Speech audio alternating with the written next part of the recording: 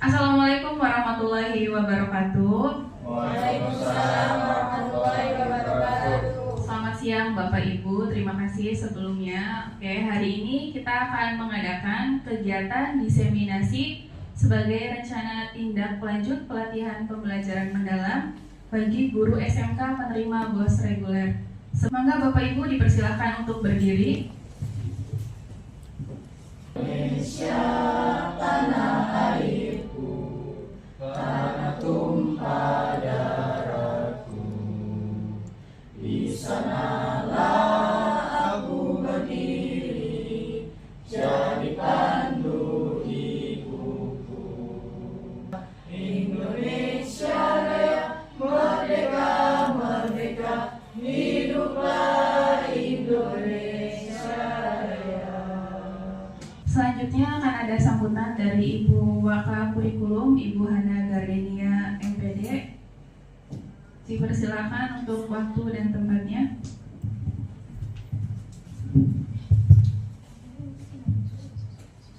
Baik, terima kasih. Assalamualaikum warahmatullahi wabarakatuh.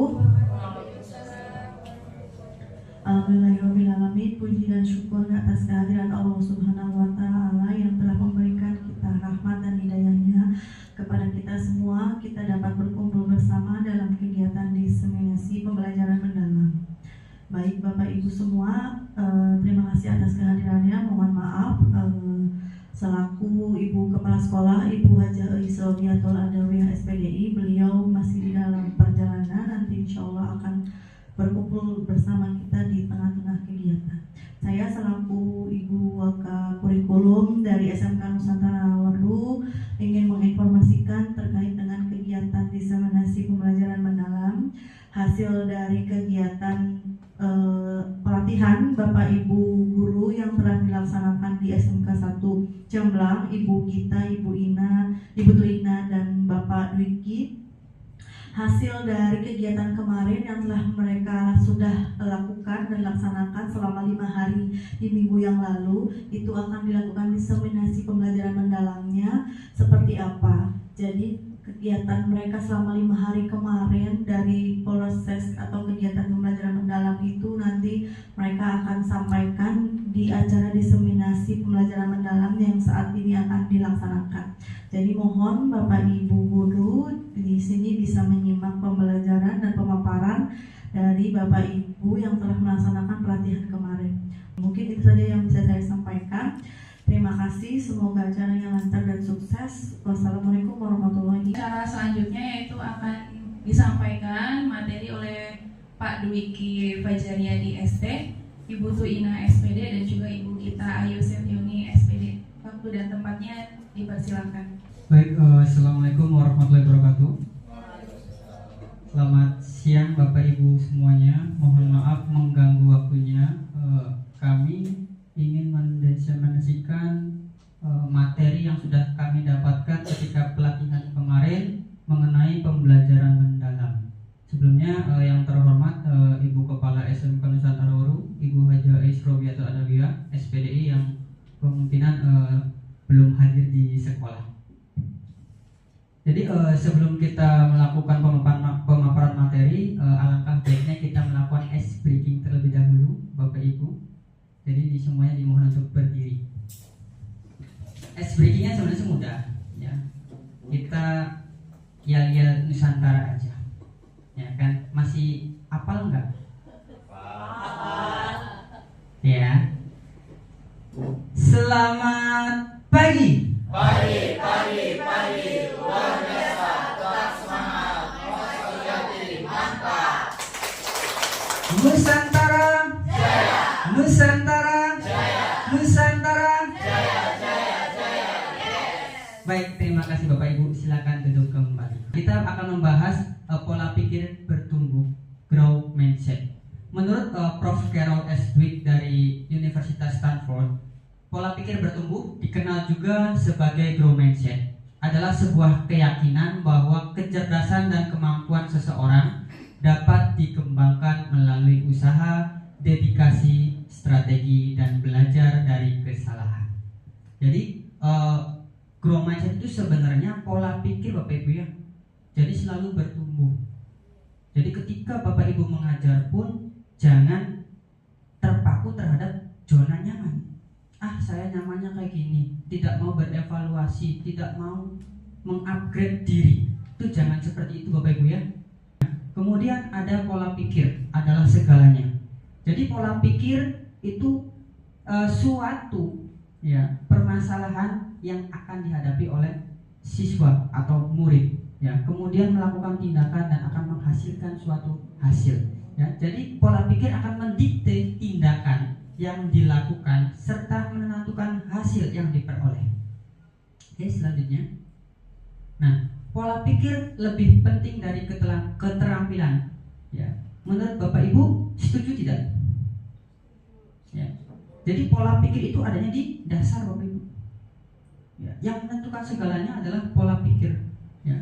Jadi pola pikir itu adalah fondasi dari keterampilan atau skill dan alat ya. Alatnya apa? Banyak alatnya untuk media pembelajaran. Jenis-jenis pola pikir Bapak Ibu. Di sini ada dua jenis pola pikir. Yang pertama ada growth mindset dan yang kedua ada fixed mindset.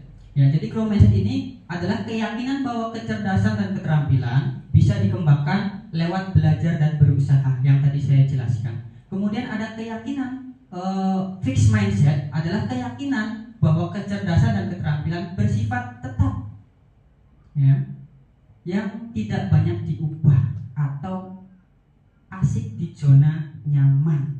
Jadi ketika ada challenge, ketika ada tantangan, ketika kita menggunakan pola pikir tetap, kita akan menghindar Bapak Ibu ya, lari dari masalah, diuber-uber melayu, diuber-uber lari lagi ya. Tapi kalau untuk pola pikir bertumbuh, mereka akan menerima tantangan tersebut ya. Kemudian kalau ada rintangan ya, jika pola pikir tetap itu akan menyerah. Kalau pola pikir bertumbuh akan bertahan ya. Kemudian ada effort ya. Kalau pola pikir tetap itu pasti mubazir ya. Tapi kalau pola pikir bertumbuh itu adalah peluang, ada kesempatan ini ya. Kemudian ada kritik ya. Kalau mindsetnya pola pikir tetap itu serangan ya. Kemudian kalau pola pikir bertumbuh itu adalah informasi ya. Kemudian ada success of author ya. Kalau menurut pola pikir tetap itu adalah sebuah ancaman, tapi menurut pola pikir bertumbuh itu adalah inspirasi supaya kedepannya menjadi lebih baik lagi ya. Next. Nah, dari pola pikir tetap ke pola pikir bertumbuh ya. Kalau kita melihat PPT yang ada, belajar dari pengenali suara PPT ya, pola pikir tetap. Ketika ada suara yang menimbulkan kekhawatiran dalam menghadapi tantangan dan kesulitan ya, kemudian kita sadari bahwa kita juga punya pilihan Bapak Ibu ya. Pilihannya mau tetap maju atau di situ saja ya. Tapi kalau kita berbicara tentang PPB, pola pikir bertumbuh ya kan, suara yang menimbulkan optimisme dalam menghadapi tantangan dari kesulitan ya. Jadi pola pikirnya ketika menghadapi masalah kita jangan lari ya, tapi kita terus tahu masalah di mana dan kita selesaikan masalah tersebut ya. Kemudian melakukan aksi sesuai dengan suara pola pikir bertumbuh. Oke. Kalau saya gagal berarti saya tidak mampu ya. Kalau menurut suara pola pikir bertumbuh, kalau saya gagal berarti saya harus belajar lalu mencoba lagi ya. Jadi ketika kita melakukan suatu hal jangan takut gagal. Kalau kita merasa takut gagal, berarti pola pikir kita masih pola pikir tetap. Tapi kalau kita terus berjuang, ya, terus belajar, nah artinya pola pikir kita sudah memiliki pola pikir yang bertumbuh. Kurang lebih seperti itu Bapak Ibu. Begitu pula di proses pembelajaran Bapak Ibu. Ya, jadi ketika kita menghadapi siswa yang astagfirullahaladzim, Masya Allah, nah kita jangan menjauhinya. Tapi kita gimana caranya merubah mereka menjadi alhamdulillah, subhanallah. Seperti itu Bapak Ibu. Oke. Kita langsung ke kerangka dan konsep kerja atau konsep dan kerangka kerja dalam Definisi dari pembelajaran mendalam sendiri, pembelajaran mendalam merupakan pendekatan yang memuliakan dengan menekankan pada penciptaan suasana belajar dan proses pembelajaran berkesadaran, bermakna dan menggembirakan, Bapak Ibu, melalui olah pikir, olah hati, olah rasa dan olah raga secara holistik dan terpadu. Prinsip pembelajaran mendalam itu ada 3, Bapak Ibu ya. Yang pertama ada berkesadaran. Ya, jadi pengalaman peserta didik ini yang diperoleh ketika mereka memiliki kesadaran untuk menjadi pembelajar yang aktif dan mampu meregulasi diri. Ya, jadi peserta didik memahami tujuan pembelajarannya, termotivasi secara intrinsik untuk belajar, serta aktif mengembangkan strategi belajar untuk mencapai tujuan. Kemudian ada bermakna, Bapak Ibu. Peserta didik dapat merasakan manfaat dan relevansi dari hal-hal yang dipelajari, ya, untuk kehidupan sehari-hari. Jadi peserta didik mampu mengkonstruksi pengetahuan baru berdasarkan pengetahuan lama dan menerapkan pengetahuannya dalam kehidupan sehari-hari. Dan yang ketiga ada menggembirakan. Proses pembelajaran yang menggembirakan merupakan suasana belajar yang positif, menyenangkan, menantang, dan memotivasi sebenarnya. Jadi Bapak Ibu ketika melakukan proses pembelajaran itu harus menerapkan prinsip ketiganya, Bapak Ibu ya. Jadi ketika siswa itu masuk ruang kelas itu harus memiliki kesadaran. Kesadarannya apa? Bukan ujuk-ujuk datang, tapi memiliki kesadaran untuk belajar, Bapak Ibu, dalam kondisi fresh. Ya, jangan sampai sekolah, sampai kelas Nah itu harus disadarkan terlebih dahulu. Kemudian bermakna, Bapak Ibu. Ya, bermakna di sini Bapak Ibu harus memberikan motivasi. Ya, memotivasi siswa bahwa belajar mata pelajaran yang Bapak Ibu ampuh itu penting untuk kedepannya. Dan juga menggembirakan, Bapak Ibu. Ketika proses belajar mengajar, Bapak Ibu membuat suasana belajarnya menjadi menggembirakan. Contohnya banyak, Bapak Ibu, melakukan ice breaking, kuis, ya, yang berhadiah itu mereka sangat suka. Di kerangka pembelajaran ini ada 4, Bapak Ibu ya. Yang pertama ada praktek pedagogis, kemudian ada kemitraan pembelajaran, lingkungan pembelajaran serta pemanfaatan digital. Oke, jadi itu saja Bapak Ibu yang sudah dapat saya sampaikan. Nanti untuk prinsip pembelajaran mendalam akan disampaikan oleh rekan saya Ibu Tuina SPD. Untuk beliau dipersilakan waktu dan tempatnya. Ya, terima kasih Pak Diki. Assalamualaikum warahmatullahi wabarakatuh. Yang terhormat Ibu Kepala Sekolah SMK Nusantara Weru, serta yang saya hormati Bapak Ibu guru yang berkenan hadir di kegiatan diseminasi ini, yang mana ini adalah sebagai rencana tindak lanjut dari kegiatan pelatihan yang saya beserta Ibu kita dan Pak Dwiki hadiri.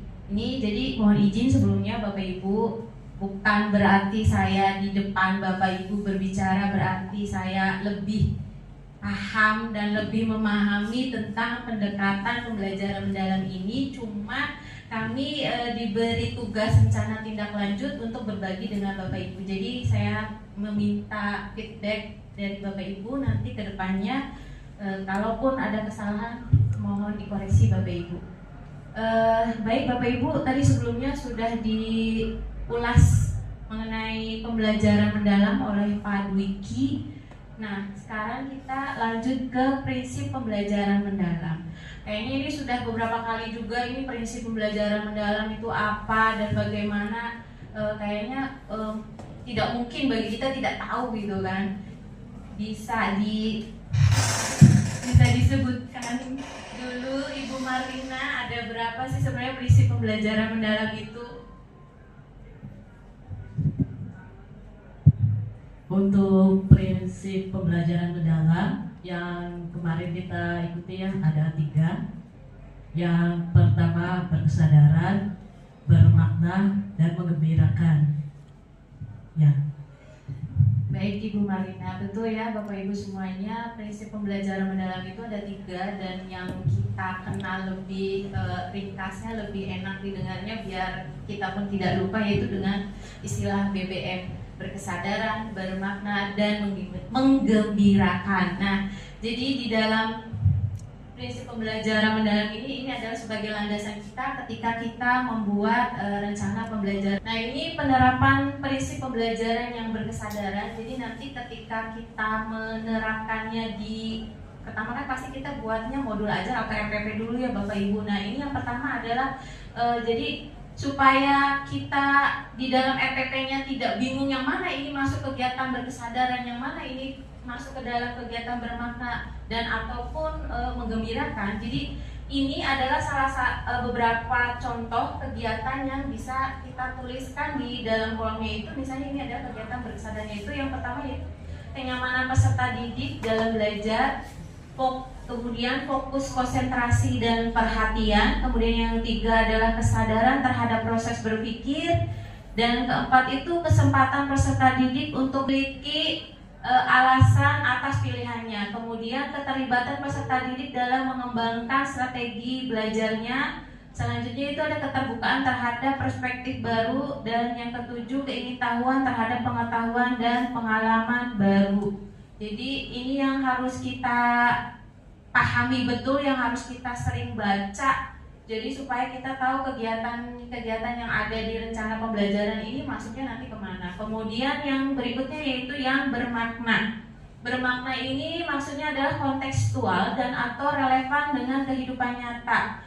Makanya diusahakan contoh dari materi kita itu dikaitkan dengan kehidupan nyatanya. Misalnya kayak untuk contoh, karena saya mengampu mata pelajaran bahasa Inggris, jadi saya itu ada pembelajaran materi bahasa Inggris tentang teks prosedur. Nah, karena ini adalah sekolah SMK yang teknologinya itu berkaitan dengan dunia otomotif dan juga sepeda motor. Kebetulan untuk kelas 11 saya juga mengajarnya di sepeda motor, makanya untuk teks prosedurnya itu saya kaitkan dengan jurusan teknik sepeda motor.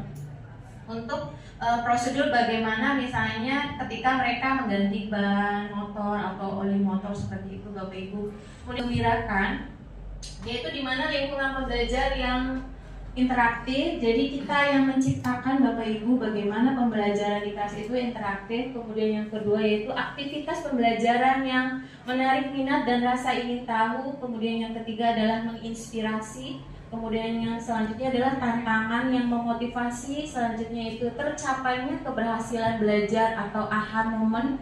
Dan yang terakhir yaitu memberikan ruang untuk prakarsa kreativitas sesuai dengan bakat, minat, dan perkembangan dari siswanya.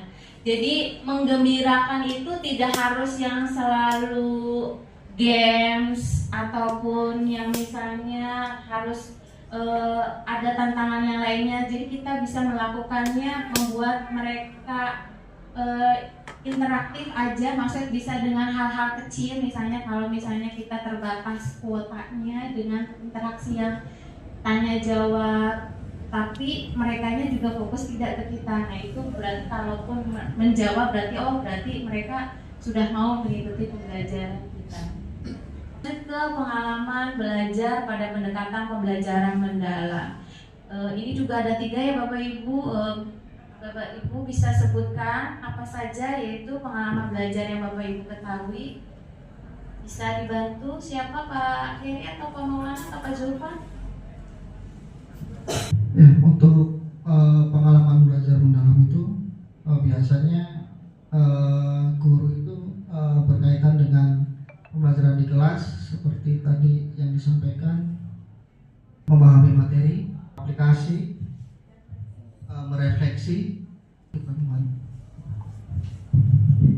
kasih ya Pak Heri. Jadi pengalaman belajar di dalam kelas itu ada 3 ya Bapak Ibu. Yang pertama itu adalah tingkat memahami. Jadi ini tingkatan yang dalam taksonomi Solo pun tingkatannya yang paling rendah ya Bapak Ibu. Di sini masuknya ke unistruktural dan multistruktural untuk memahami.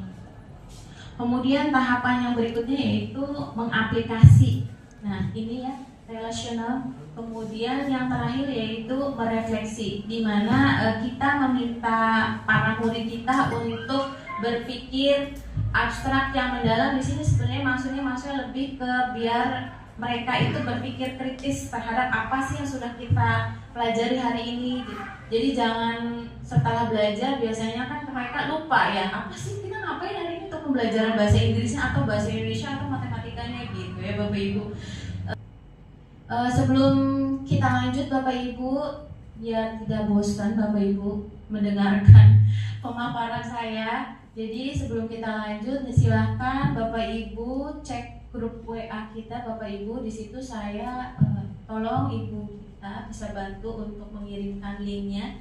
Jadi Bapak Ibu bisa masuk ke link Padletnya untuk menjawab pertanyaan refleksi awal dari saya sebelum kita bahas lebih lanjut mengenai assessment dalam pembelajaran mendalam.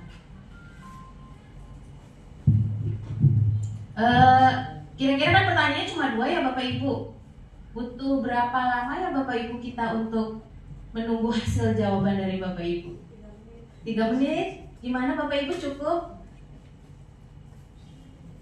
Ya, ini pertanyaan yang pertama itu menurut Bapak Ibu apakah fungsi dari assessment? Kemudian yang kedua, assessment apa saja yang Bapak Ibu gunakan untuk penilaian dalam kelas? 3 menit, silakan komen dengan tanda plus sebelah kanan ya Bapak Ibu. Terima kasih ya Bapak Ibu, ini responnya cepat sekali ya. Jadi kita langsung ke salah satu dari Bapak Ibu guru semua aja. Yang depan ini sudah kebagian semua ya Bapak Ibu, jadi kita ke yang bagian belakang. Ibu Ita bisa mencoba menjawab pertanyaannya dengan jawaban Ibu Ita. Ya, terima kasih. Untuk mengetahui kalau asesmen fungsinya untuk mengetahui kondisi siswa, dimana kalau awal itu kita pakai tes asesmen diagnostik ya, untuk mengetahui keadaan siswa, baik itu kemampuan atau kekurangannya.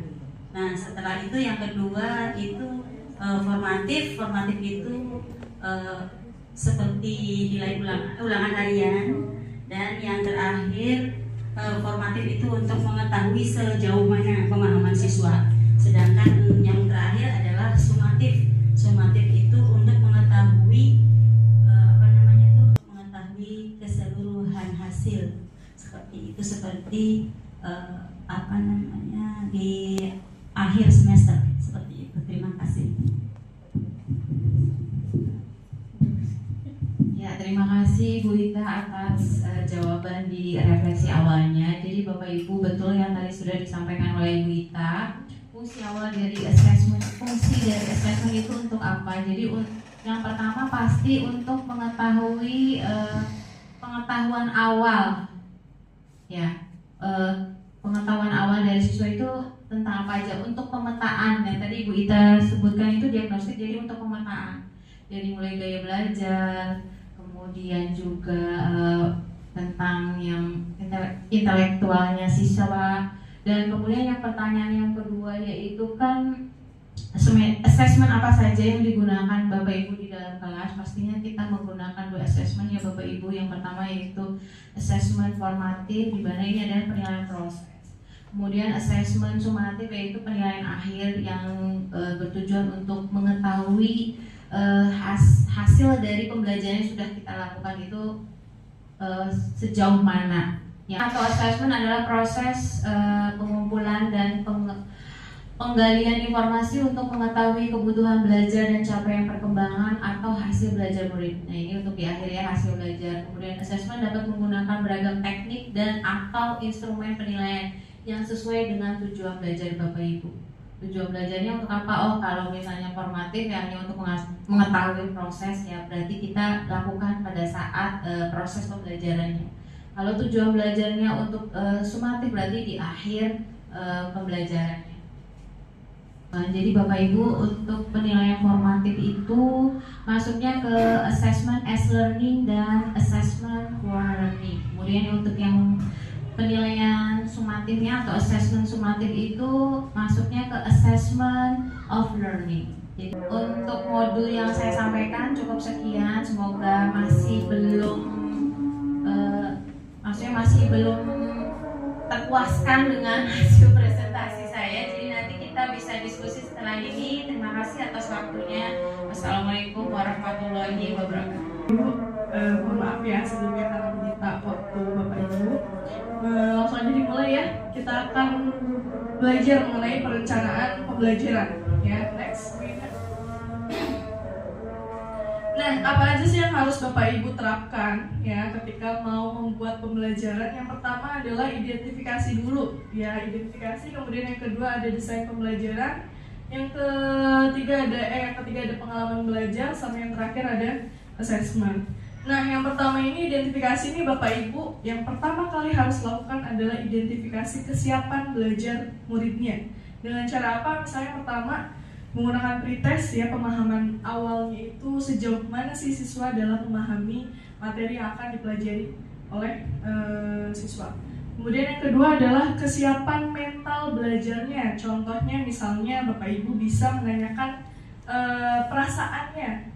Contoh misalnya, bagaimana perasaan kalian hari ini? Apakah ada yang lagi sedih? Apakah ada yang lagi marah atau lagi bahagia? Kalau misalnya ditemukan nih ada yang lagi sedih, boleh Bapak Ibu lakukan ice breaking supaya meningkatkan semangat anak-anak. Kalau misalnya ditemukan ada masalah ternyata sama anak-anak, berarti kita tinggal tindak lanjuti aja dengan wali kelas atau guru BK gitu. Kemudian identifikasi yang selanjutnya adalah pemahaman karakteristik materi pelajaran. Jadi materi Bapak Ibu ini mau ditekankan kepada konsep atau keterampilan atau karakter dari muridnya, ya. Kemudian Bapak Ibu juga bisa identifikasi nih capaian pembelajaran yang akan dipilih seperti apa.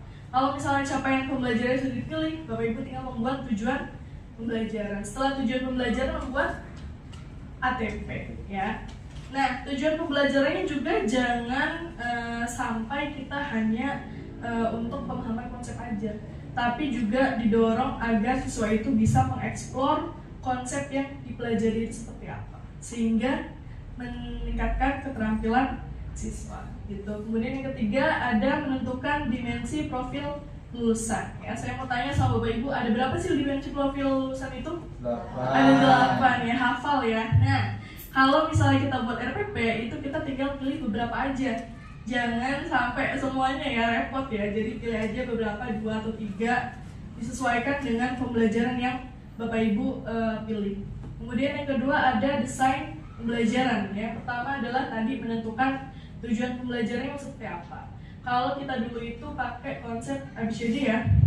Nah, kalau misalnya sekarang di pembelajaran mendalam itu yang penting mencakup 2 hal. Yang pertama ada kompetensi, yang kedua ada konteks. Jadi kompetensi apa yang ingin Bapak Ibu terapkan untuk murid? Misalnya pakai kata kerja operasional. Kalau dulu kita kan pakainya taksonomi Bloom ya. Kalau sekarang kita pakainya taksonomi Solo ya, dimulai dari tadi unistruktural, kemudian multi, kemudian relasional, sama abstrak yang meluas. Contoh kata kerja operasionalnya misalnya di tingkat relasional itu kita bisa menggunakan kata-kata menganalisis. Yang kedua, menentukan kerangka pembelajaran. Ada apa aja sih? Yang pertama ada praktis pedagogisnya, kemudian ada apa itu? Kemitraan pembelajarannya. Jadi kalau misalnya Bapak Ibu dianalisis nih materi pembelajaran, kira-kira ada hubungannya nggak sih dengan materi lain? Nah, kalau misalnya ada hubungannya, boleh Bapak Ibu kolaborasi dengan guru mata lain gitu. Jadi belajarnya berkolaborasi. Kemudian yang ketiga ada lingkungan pembelajarannya, sama terakhir pemanfaatan digital. Jadi pemanfaatan digital ini nggak melulu soal teknologi, tapi juga boleh menggunakan aplikasi. Ya, contohnya kayak misalnya aplikasi Quizzes, terus aplikasi Canva, atau kalau misalnya di pembelajaran IPAS itu ada aplikasi PET, laboratorium virtual. Jadi kita dalam menerapkan pembelajaran kita pilih nih pengalaman belajarnya. Tadi kalau prinsip pembelajaran itu ada 3 ya, ada BBM. Kemudian kalau pengalaman belajarnya juga sama, ada 3. Jadi diterapkan ketiga-tiganya itu dalam pembelajaran ya. Kemudian yang terakhir ada assessment ya. Assessmentnya itu ada 3 Bapak Ibu. Yang pertama ada assessment pada awal. Contohnya adalah, ada yang tahu? Diagnostik ya. Diagnostiknya ada 2, ada yang kognitif sama non kognitif. Kalau kognitif berarti buat pemahaman awal. Kalau misalnya non kognitif itu berarti kayak buat gaya belajar atau arah minat belajar siswanya mau kemana. Terus ada assessment pada proses pembelajaran. Contohnya ada yang tahu Maulana? Ulangan, ada lagi? Iya, tanya jawab, diskusi, ya banyak ya. Kalau misalnya assessment pada akhir pembelajaran,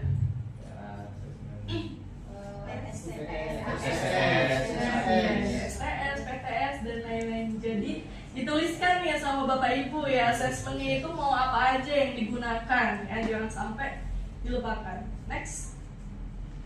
Nah, proses penyusunan perencanaan pembelajaran itu tadi dimulai dari kita analis dulu CP-nya. Kita mau pakai yang mana? Bisa Bapak Ibu lihat di yang pernah Ibu Hana kirimkan. Ya, pilih ya, buat tujuan pembelajaran itu mau seperti apa. Ya, tadi balik lagi, ada dua hal yang harus masuk. Yang pertama ada kompetensi, yang kedua ada kontennya. Ya. Dan yang ketiga, merencanakan pembelajaran dan assessment menggunakan tadi ada praktik pedagogisnya, kemitraannya, pemanfaatan digital, dan lain-lainnya. Next.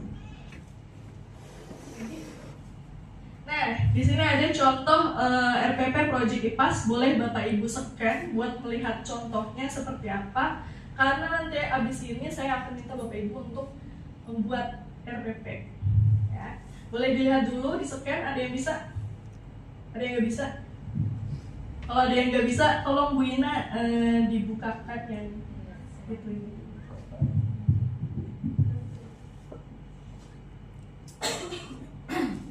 Yang terakhir ada inquiry kolaborasi. Jadi inquiry kolaborasi itu gini Bapak Ibu. Kalau misalnya di pembelajaran IPAS nih, saya terdapat masalah, ternyata ditemukan kalau misalnya siswa-siswi itu tidak bisa membuat laporan observasi ketika saya menyuruh membuat laporan observasi. Kemudian mereka juga tidak bisa menggunakan aplikasi Canva misalnya. Nah, saya tuh harus identifikasi dulu nih masalahnya apa. Oh, udah ketemu tadi masalahnya. Nah, habis itu saya berpikir, mulai merencanakan kira-kira pembelajaran apa yang cocok untuk menjawab permasalahan tadi. Ya, karena tadi anak-anak itu tidak bisa membuat laporan observasi, berarti saya harus berkolaborasi dengan guru bahasa Indonesia. Karena tadi anak-anak itu tidak bisa menggunakan aplikasi Canva, berarti saya harus berkolaborasi dengan guru informatika gitu. Jadi dengan berkolaborasi ini sehingga diharapkan bisa menjawab permasalahan yang tadi gitu. Jadi inti dari inquiry kolaboratif itu seperti itu. Nah, di inquiry kolaborasi ini ada 4 next. Ada 4 siklus. Yang pertama ada assess. Assess itu adalah identifikasi. Tadi identifikasi permasalahan apa aja sih yang ada di pembelajaran Bapak Ibu. Kemudian di desain ini adalah merencanakan kira-kira apa pembelajaran yang cocok untuk menjawab permasalahan tadi. Kemudian setelah direncanakan diaplikasikan ya di siklus implement. Kemudian setelah diaplikasikan Bapak Ibu ukur lagi ada nggak keberhasilan yang dicapai setelah menerapkan solusi yang tadi. Ya, kalau misalnya ada masalah lagi berarti kita harus melakukan refleksi bersama-sama dengan guru yang berkolaborasi tadi. Ya. Nah, di sini contoh implementasi inquiry kolaborasi ini kebaca nggak? Enggak ya. Misalnya nih di pembelajaran IPAS ya, ketika saya nyuruh anak-anak buat belajar materi soal makhluk hidup dan lingkungannya, saya kan nyuruh anak-anak buat silakan cari permasalahan apa sih yang ada di sekolah mengenai ekosistem. Nah, setelah dicari masalahnya ketemu, saya nyuruh anak-anak buat laporan observasi, ya masalah apa yang ditemukan, kemudian solusinya apa. Dan nanti terakhirnya itu membuat poster. Tapi ternyata di tengah-tengah kegiatan tuh saya nemu nih kalau anak-anak ternyata nggak bisa bikin laporan observasi. Dilihat dari tata bahasanya yang berantakan, kemudian strukturnya yang berantakan, ya, sama mereka itu tidak melek digital ternyata, nggak bisa menggunakan aplikasi Canva. Padahal itu kan skill yang harus dikuasai ya di zaman sekarang. Nah, akhirnya dari permasalahan situ kan saya jadi mikir, oh ya kayaknya kita harus berkolaborasi nih dengan guru Indonesia dan guru informatika. Ya, nanti dari kolaborasi tersebut diharapkan bisa nih menjawab pertanyaan yang tadi. Jadi diharapkan anak-anak itu bisa mulai membuat laporan observasi dan menggunakan aplikasi Canva gitu. Jadi siklusnya tadi ada 4 ya. Kita identifikasi dulu permasalahannya, kita buat rencana, terus kita implementasikan, terakhir kita refleksi dan ukur keberhasilan. Oke, nah terakhir Bapak Ibu ya, saya minta Bapak Ibu untuk membuat RPP. Saya tunggu waktunya 10 menitan aja ya. Nanti ada yang presentasi maju ke depan. Bisa dilakukan? Hari ini gak sabar banget buat maju ya. Bu Marina, kita silakan buat maju menunjukkan RPP-nya yang udah dibuat. Assalamualaikum warahmatullahi wabarakatuh.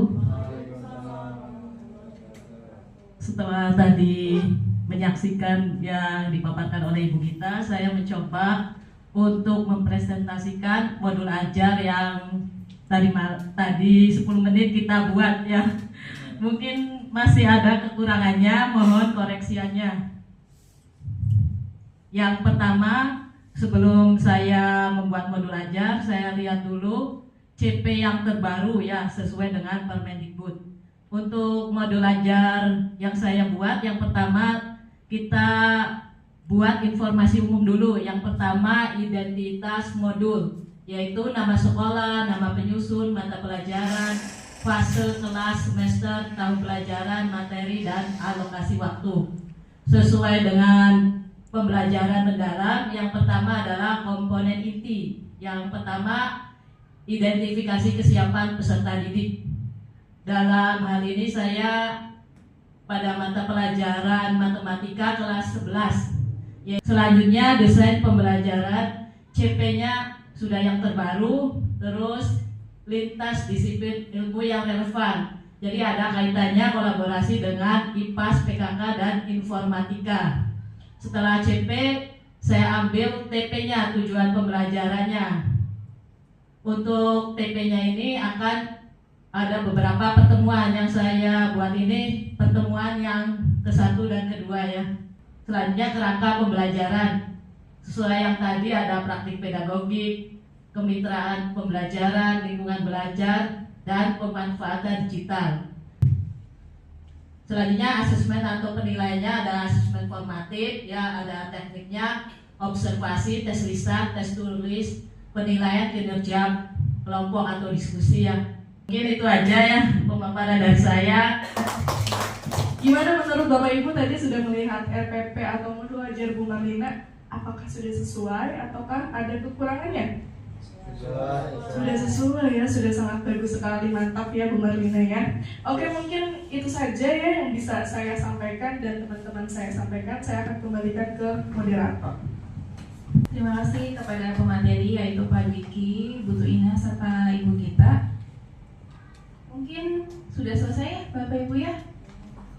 Terima kasih sebelumnya atas waktunya Bapak Ibu. Semoga ilmu yang disampaikan oleh rekan-rekan guru yang tadi semoga bermanfaat. Mari kita tutup kegiatan hari ini dengan membaca basmalah. Alhamdulillah.